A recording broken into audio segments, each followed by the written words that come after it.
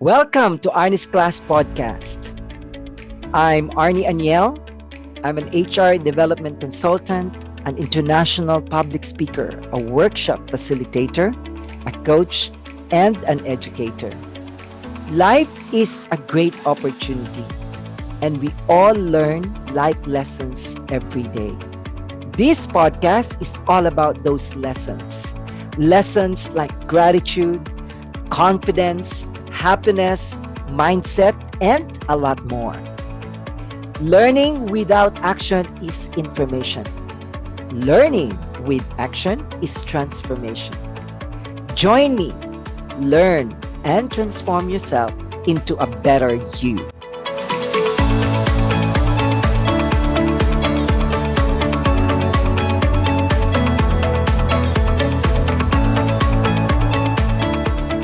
Hello, life mates, and to all the listeners, welcome to another episode of Arnie's Class. In this episode, we're going to talk about teaching with my special guest. Teaching is a very rewarding profession. It's fulfilling. And I've read, I've heard, and I've known stories, inspiring stories of teachers who have touched their students' lives. All of us are teachers in one way or another. Maybe you're not a teacher per se, as in it's your profession, but in a way, all of us are actually teachers. We teach our families, our friends, our colleagues, or even strangers about something. Even a simple way of teaching someone to cook, that's already a form of teaching. It's very important that we teach from the heart, because teaching and learning are both emotional and rational. And as teacher, we should be able to give encouragement to students, because teaching and learning are not just about acquiring knowledge.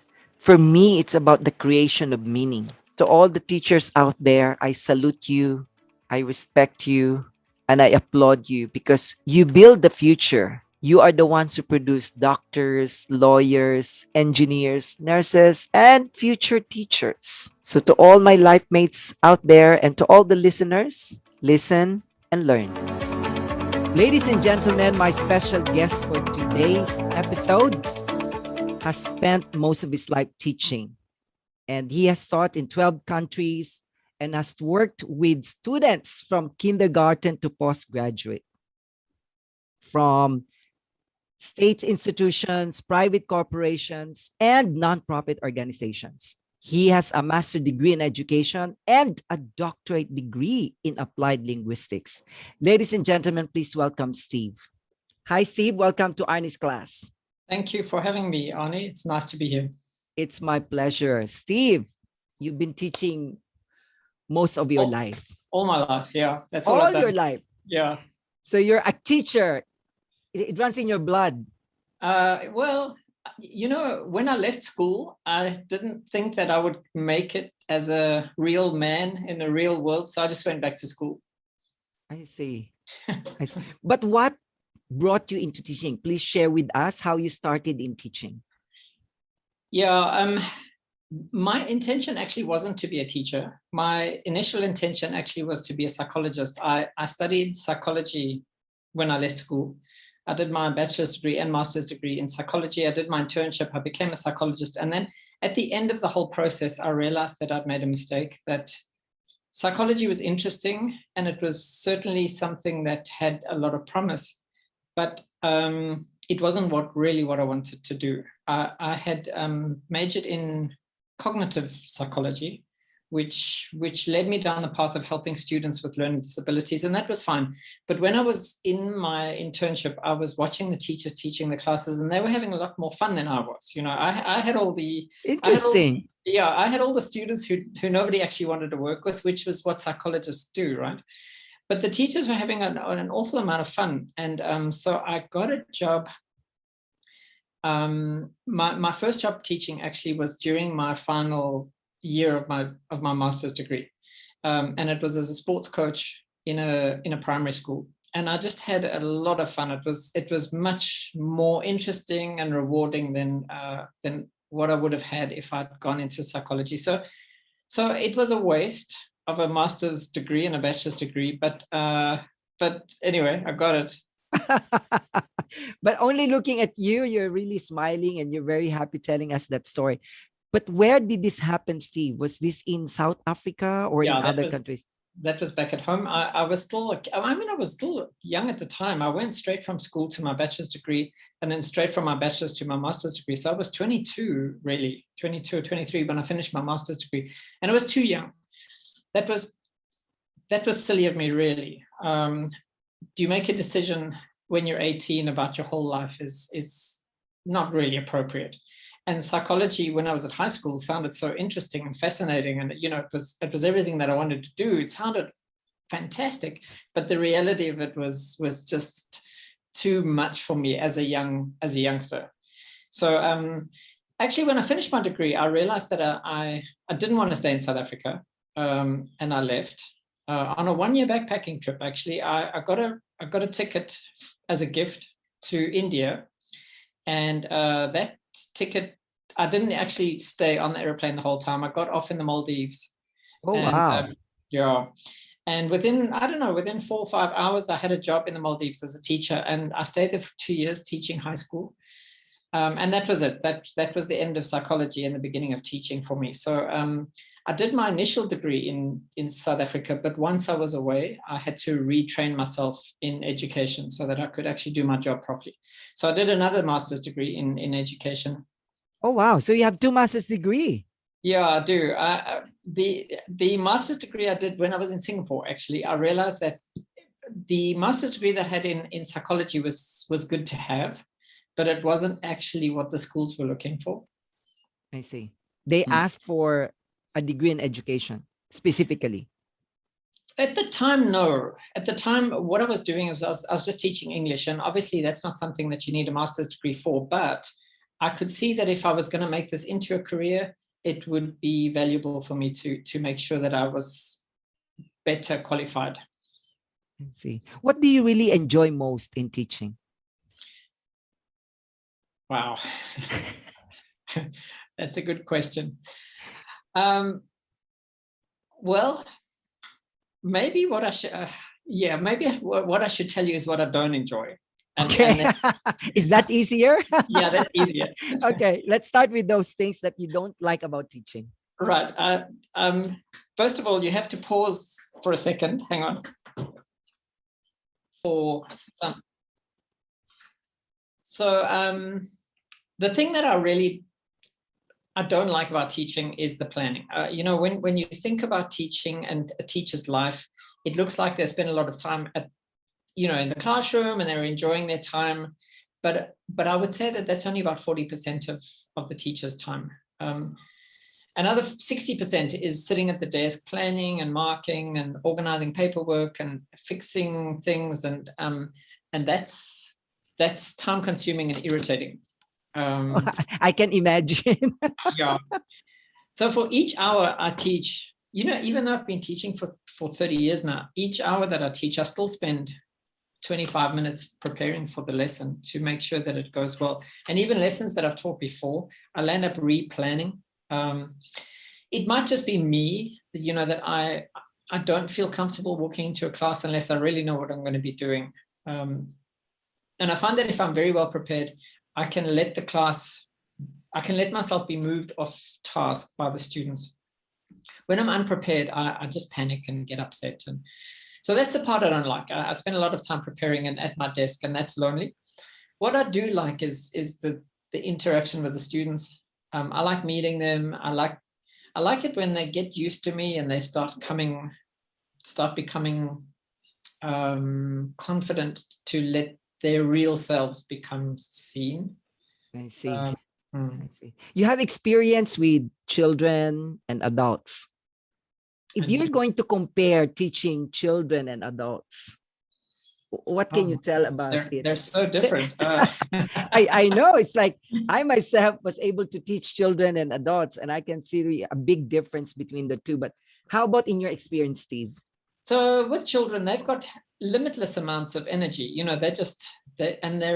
They're very much interested in your approbation. They want you to love them, and they want you to see that they're doing a good job. And so the willingness to participate, if the lesson is interesting, is very high, but they're also easily distracted and easily excited by the stuff that's happening around them. And adults are kind of the other extreme. They are tired and jaded and irritated by the world, and they're kind of getting ready to die.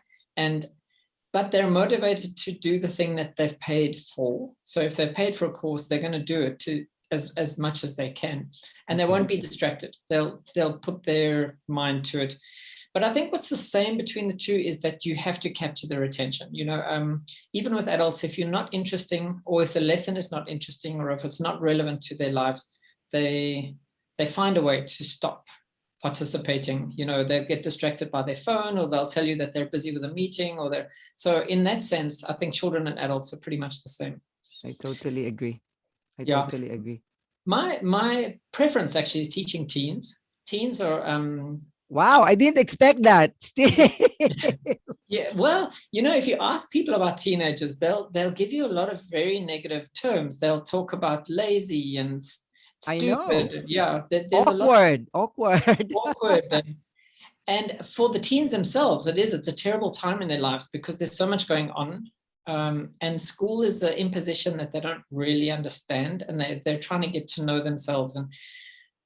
But when you get a teen in the right moment, when they are awake and when they're not feeling grumpy or moody, they've got endless amounts of curiosity, and they're fascinated by how the world works, and they're fascinated by their place in the world and how they can contribute to what's going on. I love how they're exploring their own identity and how they find their identity in everything that they do. So if I give them a reading passage on schools in England, they'll immediately start finding ways to compare and make connections to what they are experiencing themselves. So teens are very rewarding to work with because they're so alive to what the world is about. That's really nice to hear. And I'm sure those who are teaching out there, please think about teaching teens. Yeah, teens are great. But most of the time, I hear teachers saying, oh, it's very difficult to teach teens. Steve, you said a while ago that you've been teaching for 30 years. How can you compare teaching before the technology or the Wi-Fi or this internet, social media, and teaching now? So I did all my training as a teacher in the old days before computers. And I actually only learned how to use a computer during my master's degree, my second master's degree. So I'm not a particularly computer savvy person. I like to prepare my lessons on paper with a pencil. I like to carry documents into the classroom. Okay. I feel comfortable with a book. With the online teaching, though, I have learned a lot about how we can use technology to help teaching. I have a very funny story actually about technology, which I think I'll share with you. Please. Yeah, I was teaching a group of educators at the Ministry of Education in Thailand. So these are the people who design and implement the curriculum. So they're high-level educators. And it was a high-level position, and I was trying to make a good job of it and so on. And I was co-teaching the class with another teacher who was Thai. So I was doing the foreign teacher stuff, and the other teacher was doing the kind of more mechanical things. And in one of my conversations with one of the students in the class, the conversation got onto a comparison between my teaching style and the other teacher's teaching style. Now, I know that my teaching style is a lot less rigid, I suppose. I'm very comfortable with randomness in the classroom. So I thought that they were going to tell me that, but the student told me that she thought that the other teacher was very good because she had PowerPoints. Oh. And yes, and I don't have PowerPoints. Now, you see, the implication is I'm not a very good teacher because I don't have PowerPoints in my class. What a measurement of your performance. Well, yes, and I had to go home and think about that because at the time, I didn't teach with PowerPoints because my belief is that you learn a language, or you learn anything. You learn to play guitar by playing the guitar. You learn a language by using the language. You learn to drive a car by driving the car. So a PowerPoint distracts from that doing if you're going to get students doing something in class, having a PowerPoint just distracts the students from that, because it encourages input.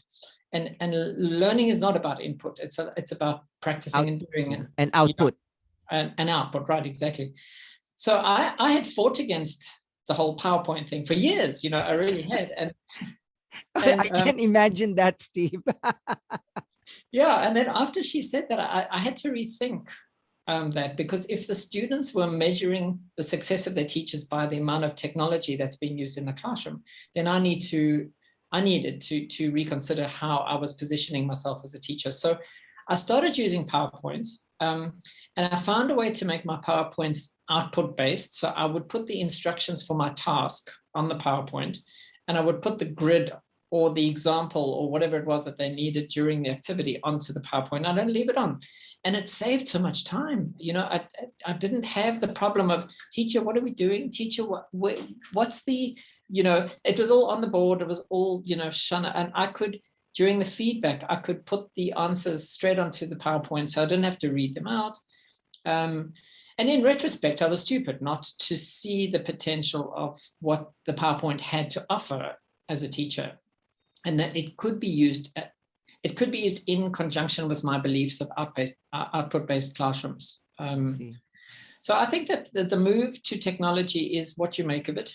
We can fight against it, but it's going to bite us in the background if we fight too much. You've got to roll with it. Yes, and I think most people now, they really expect you to use technology, like PowerPoint and all these games, virtual games. Right, and as an old teacher, I'm an old man now, and as a teacher who is old, teachers... You really said old. Wise. Old, yeah, old. A wise teacher, a wise man. Students are going to walk into your classroom with the preconceived notion that you are an old-fashioned teacher. So if you can break that notion, then you're not necessarily an old teacher. You're an experienced teacher who's doing new things, and I think that's worthwhile. So do you use PowerPoint now every time you teach? With Zoom, when I'm teaching online, I have to, because I don't have a whiteboard. So I have to use the PowerPoint as the whiteboard. When I'm teaching in classrooms, I don't, unless it's a very formal group of students or it's a large group. So if it's a group of 3 or 4, then I won't bother. I'll just resort to whiteboards and paper and so on. You are a very experienced teacher, Steve, and you taught in 12 countries. How are you going to compare the students from one country to another? Or probably share with us the cultural factor of teaching from one country to another? Yeah, so that's a good question, because a lot of people ask me which country is my favorite, or which country have I enjoyed the most, and it's difficult to answer that question, because it depends really on what you're talking about when you're defining a particular country. When I was in the Maldives, I had a lot of fun with the students, because I was quite similar to them in my age. I was only 23 at the time, and the students were in high school, so they were 18. There wasn't a big age gap. As I've moved around, I've got older, and the students that I've taught have changed. So in Japan, for example, I was teaching a lot of housewives. In Indonesia, I was teaching a lot of early teen, sort of 12, 13 years. And so my experience of each country kind of is defined by who I was teaching at that particular point, and how old I was, and what I was looking for as a teacher myself, and what kind of mistakes I was making. So for example, in Japan, with the housewives, I found it very boring. I found... What a way to describe. Yes. Yeah, well, the thing is, I was looking for something different from my teaching, and the housewives were coming in to the classroom as a way to get away from their household boredom, I suppose. So they were kind of bringing boredom into the classroom with them, and I don't think it was their fault. I was supposed to entertain them for the time that I had them for, to make it exciting and interesting for all these housewives. Right. And I didn't do that. In retrospect, I should have, and I probably would have had a different experience from the whole thing, but I didn't. I just taught my lessons. And I don't think they wanted that. I don't think they wanted to be taught English. They wanted some time away from home, doing something. Some fun. Something fun. In Indonesia, the students I was teaching there were preparing to enter into the Singapore school system. So they were bright, highly motivated, very, very enthusiastic, motivated kids from well-to-do families, families that had money, and they were just a blast. I mean, I could say to them, all right, we're going to play a game. What you're going to have to do is stand on your head, spin around, and sing a national anthem, and they just do it. There was Oh, no. wow. It was so easy to teach them just because of who they were, and the level of English that they already had, and so on. So I have had different experiences in each country. For example, I will forever consider the Indonesians to be a lot of fun just because of my experience with them. But it might have been my particular experience with those students in actual fact, and not the country itself, if you know what I mean. Yeah, I see. Hmm. But do you always teach English, Steve, or you also had experience of teaching subjects, not only English language? Yeah, in the Maldives, I was teaching history and English. I taught history because one of my majors in my bachelor's degree was history. Recently in Thailand, I've been teaching applied linguistics because that's what my PhD is in. So in my graduate classes, I teach linguistics and applied linguistics, and basically I'm a teacher trainer. So I'm teaching language, but the students are learning how to do something with the language.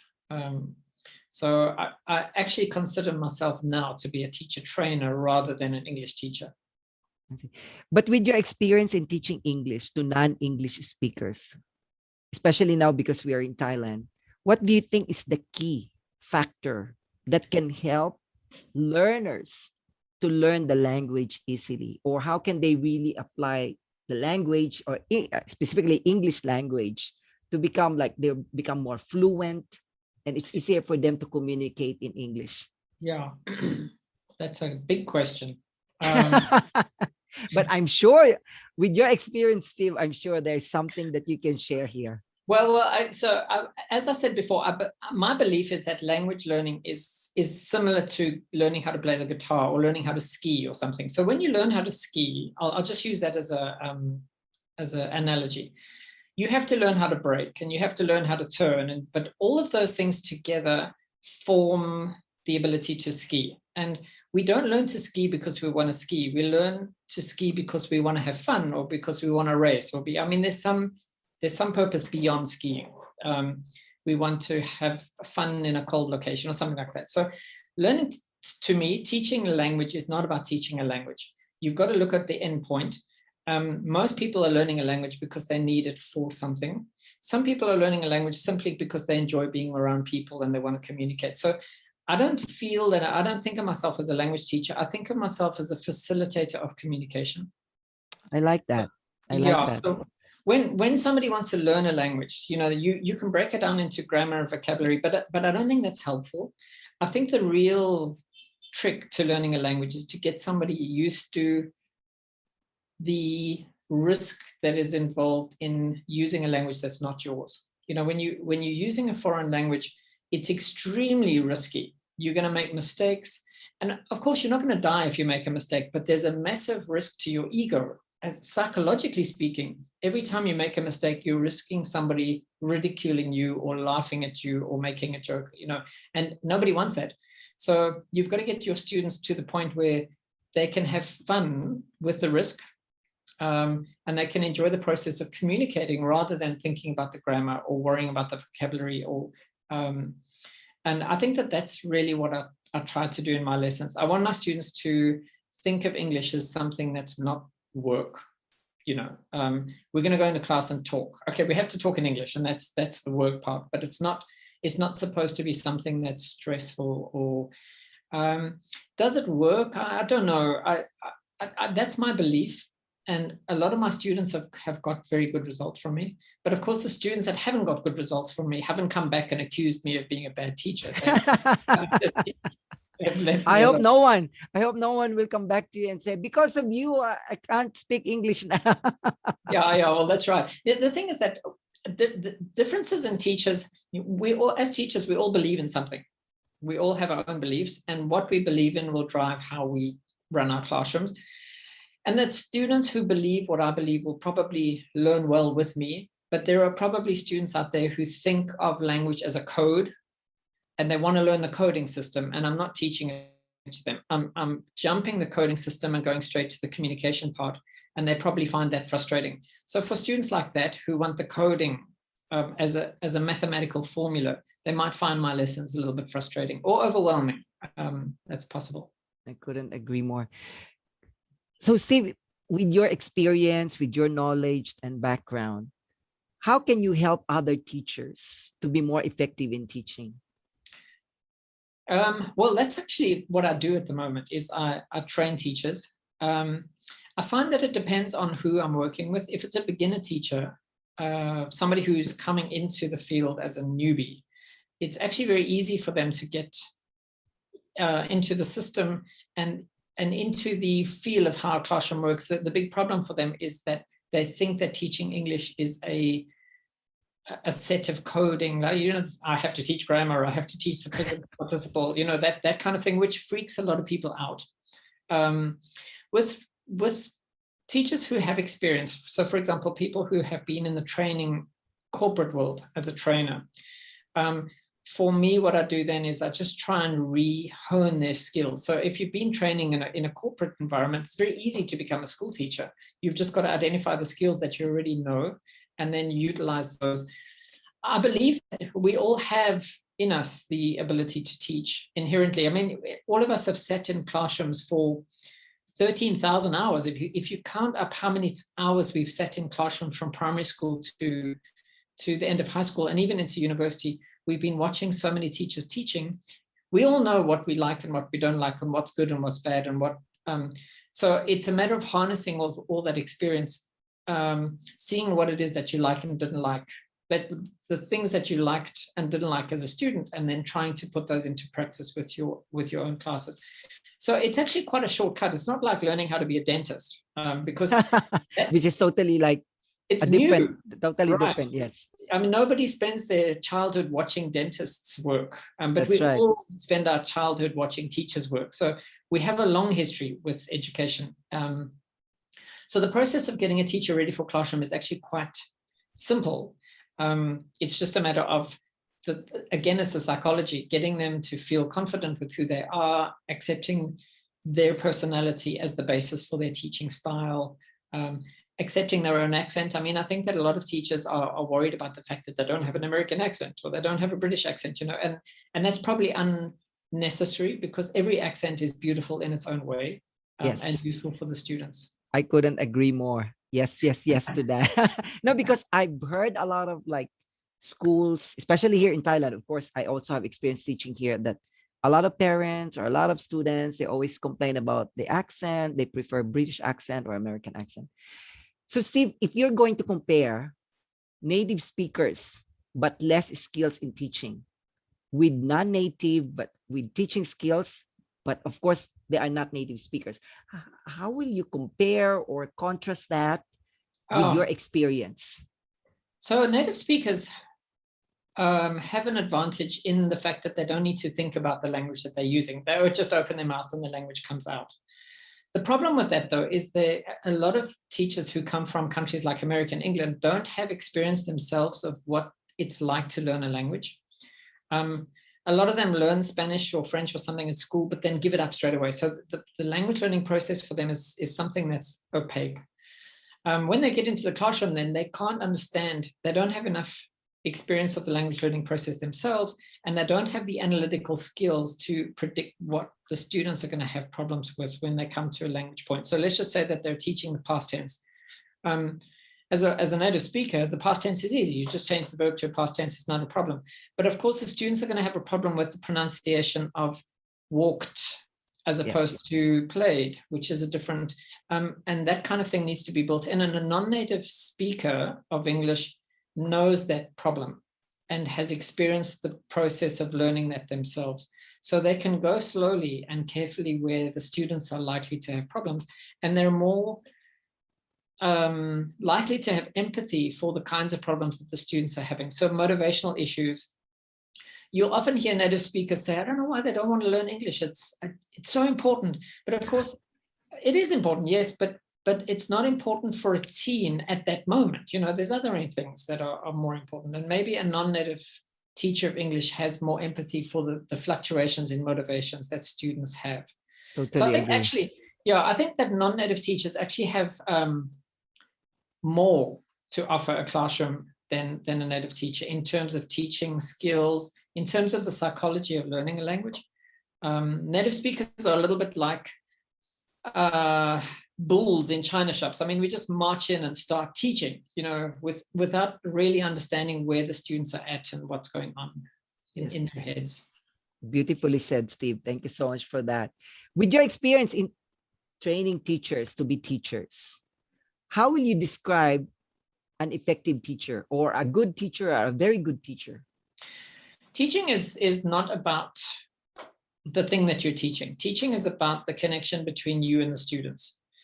And a lot of teachers believe when they go into the classroom that they've got to fulfill the curricular criteria. They've got to prepare students for exams. They've got to, and that's good. I mean, getting students prepared for exams will serve the purpose of getting them through school, but it won't educate them, which is what we're supposed to be doing. We're supposed to be educating students to prepare them for a life ahead of them, that's ahead of them. So successful teachers, in my opinion, are ones that can connect with the students, leave the curriculum if it needs to be left because there's other things that need to be done, and are sensitive to the place where the students are at, where the students are now. Okay, so the curriculum says that the students need to learn this and that and this and that, but the students are not ready for it. Or the students have already passed that. Or the students are at a time now where there's a teacher in the previous class who's just shouted at them and they're emotionally brittle because of that experience with that previous teacher. Then going into new territory from an educational perspective is stupid because the students are not ready. So I think that my experience as a psychologist, I think, probably informs this. I don't think that classrooms are about content learning. I think classrooms are about bonding, creating connections, and allowing the flow of information naturally, so that there's no forcing. And I think that the successful teachers are the ones who really know the students well. If you walk into a classroom and a teacher knows the names of 60% of the students in the classroom, it's not good enough. They need to know all the students and where they're at and what their weaknesses and strengths are and why they're there and why they're lagging behind or ahead or so on, that kind of thing. You've mentioned about the contents in teaching in the classroom, the curriculum, and all these materials that we use. How would you work in an organization or a school or an educational institution wherein they have all these materials that they want you to use, but you find the materials not working for the students? Well, sure. Another good question. I don't think that there's no such thing as good materials. We have to bear in mind that all materials are designed by a guy called Bob, who's sitting in a 16th floor office in London. He doesn't know the students and he doesn't know the context, and he's not written the materials for your particular class. So the materials never work. That's where we need to start. And the teacher's job is to bridge the language or the content that's in the book with what the students need. And that often means that you don't start with the materials, you start with the students and what they're interested in. You create some sort of context, you tell a story or whatever, and then segue into the materials in the book, so that the materials are kind of secondary to what you've introduced. So the classroom and you and the relationship with your students is primary and the materials are secondary. So if I get a book, let's just say I've got to teach the past tense. Yes. And I look at the book and I think, okay, well, that's pretty good. And there's lots of good language in there. But what I'm going to do is when I walk into the class, I'm going to say to the students, wow, I've just had lunch, or no, I can't do, I've just had lunch. That's present perfect. I had chicken for lunch, something like that, and try and get something which is related to the here and now with past tense. And then from there, move into the material in the book. And so with teens, for example, it's very easy to do that, because if you just show them a picture of a piece of plastic or a dead fish or something, they'll immediately start saying stuff about it. They just do. And so that's easy to then move into. I have another story about that. I have Please, I'm sure it's going to be another interesting story, Steve. And before we finish this, I think there will be another story. I've got so many stories. I've got 30 years worth of stories. So I was I in the know. Maldives. Okay. I had a stock of flashcards that I used to use for teaching. Things that a picture of a kitchen and a picture of a busy street scene, and you can do a lot with that in terms of grammar, and there's a lot of things that we can do. And one of the things that I had was the picture of a dead fish, and the dead fish to me was a great way of introducing present perfect. The fish has been caught, that's present perfect passive. He has caught the fish, that's present perfect active. I mean, there's so much language that comes out around this. So with one of my adult students that I was teaching at the time, I pulled out the dead fish picture and I said to her, look at the picture. And she said, it's a fish. And I said, okay, good. What can you tell me about the fish? And she said, it's gray. And I was like, okay, why do you think the fish is dead? And the woman just said, she's gone to the market to buy it so she can make curry. And that was the end of the fish. I mean, the fish wasn't problematic for her. It was just a fish that she was going to cook. And I know that's stereotypical, but I couldn't get the fish to come alive, so to speak, in that lesson. When I was teaching it, when I took the fish into my high school class, I had the students writing essays about the last day in the life of a fish. And their imaginations went with it, and they could do so much with that picture of the fish. So I think that, I've forgotten what I was talking about, actually. The fish. With the young students, they're writing about the fish, their creativity. And yeah, so I mean, I think that when it comes to material, the material that we take into the classroom is only as good as the amount of energy that can be given to it by the teacher. What you do with it and how you give that material life depends on you as a teacher and how you make it meaningful and interesting to the students. As it is in the book, students are interested in it, but it's not real. See, yeah, I can imagine. So it means the teacher really plays a key role in using the materials, in the teaching, or the learning experience of the students. You have to pause here again, sorry. So this is related to two approaches to teaching in two educational theories, basically, called inductive and deductive teaching. So in deductive teaching, the language or the content or whatever it is simply given to the students to memorize and learn. So let's just say I'm teaching history and I want the students to learn about the opening days of the First World War. I'm going to teach the dates. I'm going to teach the whatever. The opposite of deductive is inductive, where you don't actually give the information to the students. You allow the students to figure it out for themselves, if you will. So this is very big in science classes, where you let the students do the experiments, see the results, and then induce. Let them discover, right? Now, in something like history, it's very difficult to do that because the facts are already established. There's nothing that. However, if you're going to teach inductively in something like history, what you've got to do is you've got to divide the class into two groups. Say, okay, you're Germany, you're England, you have this many people, you have this many people. Here's a map of the terrain. Decide where you want your people to be, your armies to be, and then you make the two sides of the class fight the battle and see who's going to win. And like a debate. Right, something like that. And then you show them the real events, the Schlieffen plan and how that all came out and how Schlieffen decided to maneuver. And the students go, wow, that's a really clever plan. They didn't think of it, and they think about how they have made those same decisions.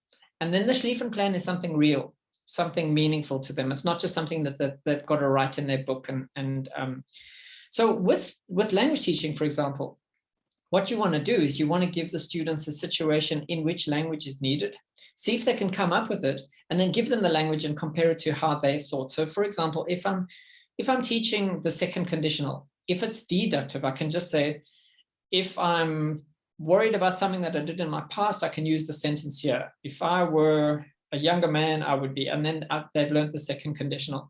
But for an inductive lesson, I've got to talk about a man who's old and he's really unhappy about his life and he regrets so many things. What kind of things do you think he regrets? And I've got to see if they can come up with something like, if I were, okay, and then I can let them, yeah. And then the language is more real to them. So inductive teaching, I think, really works. And by nature of the way that textbooks are written, they're deductive because everything is set out and the students just have to learn it. So as a teacher, what you've got to do is you've got to take that book and you've got to turn it into an inductive lesson. And that normally means that you've got to keep the book out of the way for the first 10 or 15 minutes of the lesson. Try and see if you can create some sort of inductive presentation and then let the students go to the books. And use the book as just as a supplement. As concrete evidence. Right, of what they've already learned. That's it. Steve, we've been talking about your experiences and you've shared stories. What is your greatest lesson from all your experiences in teaching in different countries, different students, different organizations? What is the greatest lesson as a teacher? I think when I look back at my life, the lesson I've learned, it's not actually about teaching and learning. Teaching and learning every day is a new lesson. But my life, the lesson of my life is a lesson in accepting where we are and not. Let me give you an example of what this is about. When I left South Africa, I was very confused because I was a psychologist and what was I going to, there were lots of things going on. And when I got to the Maldives, I was offered a job. And I had this crossroads in front of me. Should I go back to South Africa in my planned time, or should I sign this contract, which means that I can't go back to South Africa? And that was a big decision because I was transferring from one career to another. And I stressed about it I couldn't sleep. And in retrospect, and I look back at that now, and I would like to slap myself on the wrist for worrying about it so much, because it had to happen. It was the right thing at the right time. And sometimes I think that in all my experiences, going to Singapore, going to Indonesia, being in Japan, all these experiences I've had have been spontaneous. They haven't been planned. You can't plan things like that. They happen and you experience them, and then you make a decision about whether it's the right experience for you or not. And I think that, especially now with COVID, all of our plans are up in the air. Nobody knows what's going on. Everything is being swept new. It's a big problem for all of us. But I think the lessons that I've learned in my life is that whatever is happening somehow for a reason. Or if we're clever about it, we will make a reason out of it. I think when I'm teaching, we can't see what the students' lives is ahead of them. And when we're living our own lives, we can't see what's coming up. And so we kind of got to roll with the punches and accept what's happening and be prepared for something when it arrives. Something will arrive and you'll know it as long as you're prepared. Yes, Very totally scouts. agree. I know. Yeah, be prepared. But have you been in Thailand? I mean, have you taught here the longest in Thailand or in another country? I've taught in Thailand the longest, yes. This is the longest I've been anywhere in Thailand. I've been here for 15 years now. 15 years? Yeah, it's too long. So are you thinking of moving to another country? I'd love to move to another country. But the thing is that I've got pretty settled here. I arrived in Thailand at a time in my life when things were kind of gelling together. So I did my PhD and then I met a whole bunch of people. I became involved in a teacher training program. I've set up a lot of connections over here. So moving now in my 50s would mean a big break for me. But yes, previous to Thailand, I didn't stay very long anyway. I moved around quite a lot. As you can tell, 15 years, 12 countries for 15 years meant I was moving around a lot. With that, what is the biggest lesson in living in Thailand, in another country, it's a non-English speaking country, and you're from South Africa? Yeah. English is your native language. Yeah. So what's the biggest lesson? living in a non-English speaking country like Thailand?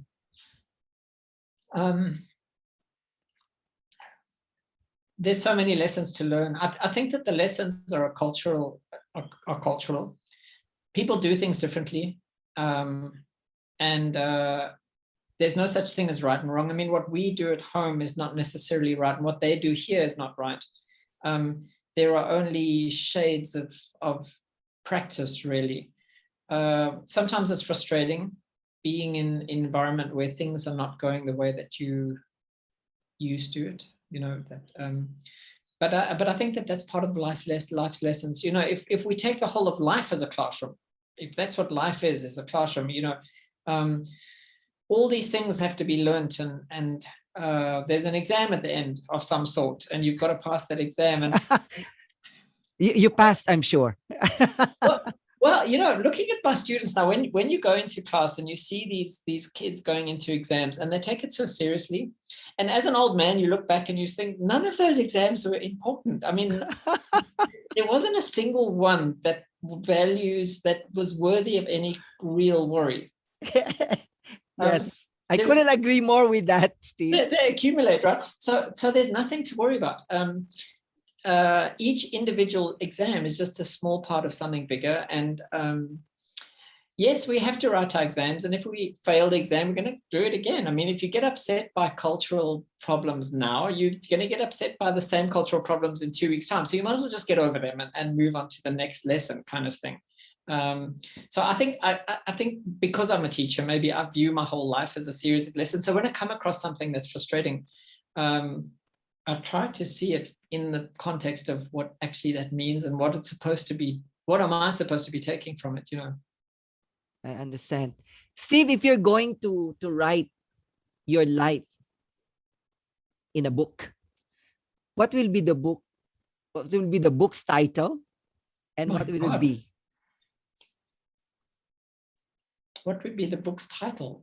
You know what I think I would do? I don't know, but I think I would write the book backwards. I'd start from the end now. Oh, wow.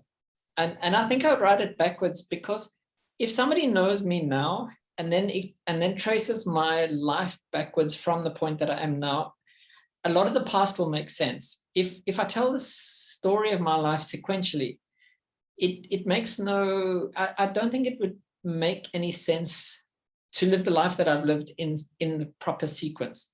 I think I would tell a chapter about my life as a teacher trainer, and then work backwards to my life as a teacher or businessman, and then work backwards to, you know, and how all that accumulated to where I am now.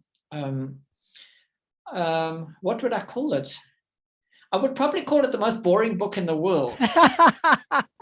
Come on, Steve, for only almost an hour now. It's very interesting to listen to your stories, to your experiences, your knowledge about teaching and learning. I don't think it's going to be the most boring book in the world. I think that's interesting, and I'm telling these stories because of the very clever questions you're asking me. Much as I want to interview more, Steve, I only have 2 more questions for you. One is, what are the decisions you've made in the past that made who you are now? Whether as a person or as a teacher, what are those decisions you've made?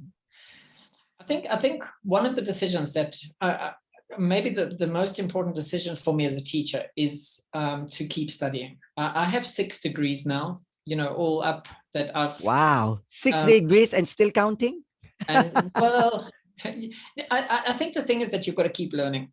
And when somebody gives you feedback, like that student who told me my lessons were not good enough because I didn't have PowerPoint, I think that the decision is, I'm going to use that as a way of developing myself. The teachers who I see around me who are bad, if I can use bad in inverted commas, are the ones who think that they've already reached some sort of zenith of perfection. And I think that that's a problem. The ideal of being a teacher is that you can also learn at the same time. And I think that being willing to learn and being interested in learning things is something which I think keeps my life interesting and makes me a little bit more gentle as a teacher as well. gentle as a teacher. I think so. Right? You know, at the moment, I'm studying grammar. No, sorry, I'm studying Latin. I've never studied Latin before, and now in my 50s, I thought, well, this is the time to do it. So I'm teaching myself Latin, and it's fascinating, but it's extremely difficult. You know, it's a lot of work, and it really is demanding. So when I go into class and I see the students battling with grammar, I understand what they're going through because I've been there. You know, I know what that's about. Yeah. I can imagine.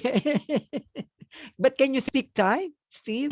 I can speak Thai, yes, and I can speak a couple of languages. Each country that I've lived in, I've tried to learn the language of that country. So I can speak Cambodian pretty well. I can speak Thai fairly well. I can speak Afrikaans from South Africa, but I studied Chinese. I've forgotten that. I learned Devehi when I was in Maldives. I forgot, that's gone. Malay, when I was in Malaysia, I studied that. I studied Japanese for the very short time I was there. Yeah. You are linguistic indeed. I'm a language teacher. I have to learn languages myself. Otherwise I'm a fake, right? Yeah, I know. But so that experience, before I ask my last question, so that experience of learning other languages really help you in teaching your students. Oh, sure. Absolutely. Yes. I mean, if I know my students' language, I know why they're having a problem with that particular thing. If I know their language and they're talking to each other in class, I have no reason to be threatened by the fact that they're talking to each other because I know what they're talking about. They're having a problem with question 3, as opposed to they're not listening to me, you know. So knowing their language, even if I don't use it in class, knowing their language helps me a lot as a teacher. Before my last question, I just thought of this question, Steve, when you mentioned that. How would you help a student, like for example, in language learning, the fear? Remember, earlier we discussed it, and then you said because as a student of a language, you have to take the risks. Yeah. Maybe people will ridicule you, laugh at you, and you experience all those negative things. How would you encourage, or how would you make your students confident in learning the language? My trick with it is to distract the students from the language. You know, if I can go back to skiing, when you're teaching somebody to ski and it's fear, there's a big downward slope in front of them and they're going to die.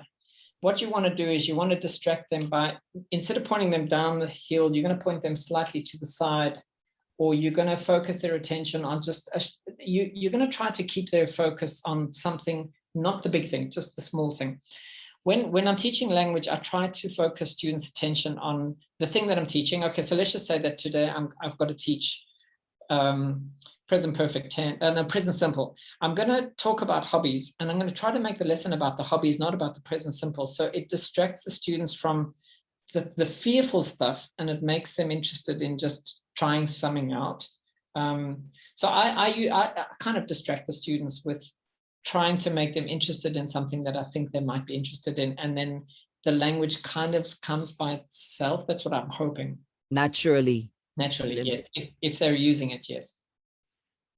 Much as I don't want to ask my last question, Steve, but of course, we have limited time with this podcast. I just want you to give an advice to those out there listening to this podcast who wants to be a teacher or an educator or a lecturer. What advice can you give to these people who are interested in teaching? My advice to anybody who wants to become a teacher is that you are already a teacher, and it's just a matter of harnessing what you already are as a teacher. You know, you've been in classrooms for so long, you know what it's about. And you can't be like Mr. Smith, who taught you in grade 7, because you're a different person, but you can use some of his tricks. And I believe quite strongly in making journals. So one of the things to do if you're thinking about becoming a teacher is writing a journal about all the teachers you liked. So there was Mr. Smith in high school in grade 7. I really loved him because, and then just write as much as you can down about Mr. Smith. And then you can remember Mrs. Bender in grade 3, write everything that you can about. And what you'll have is a memory trail of good teachers. And that's a good place to start, because what you want to try and do is draw out those good features of those teachers and try and incorporate them somehow into yourself. And then the second thing is, don't try to be like them. You are you, and just take whatever you can from those teachers, but then just be yourself. Students know when you're trying too hard. You can't fool students. Yeah. Just go in and be yourself. If you come across it in a bad way or your lesson flops, it doesn't matter. It's just one lesson and the students have got more time with you. And sometimes seeing you fail helps the students to become more confident about their own failure. So it's part of the learning process. There's no such thing as a bad lesson. Beautifully said, Steve. Thank you so much. Steve, how can people reach you? For example, maybe there are teachers out there who wants to reach out to you and then probably attend your training, or students who wants to study English or other subjects. How can they reach you? I have a blog. I have a blog on ajan.com. So ajan.com is a teaching website, and there's a reading section in there, and my blog is on there. So from there you can connect to me by email. My email is available for anybody who does want to get in touch with me or has questions. At the moment, I'm kind of semi-retired, so I'm not connected to any schools or any institutions. I'm just at home and being myself. So I'm happy to hear from anybody who's interested. Yes, but Steve, your name, it's your real name or just Steve? My email address is Steve Louw, just that, Steve Louw, Louw @gmail.com. When you on my blog is actually my real name, which is Stephen with a PH. But that's fairly easy to find. Thank you so much, Steve. It's been a wonderful time talking to you and learning, not just, I'm sure, not only me, all the listeners out there learn a lot from your. It's been a pleasure to be here. Thank you. Your knowledge, your experiences. Steve, thank you so much. And thank you for listening. And if you like this episode, this particular episode, please share this to your family and friends. And until next time on my next episode, thank you so much for listening, everyone.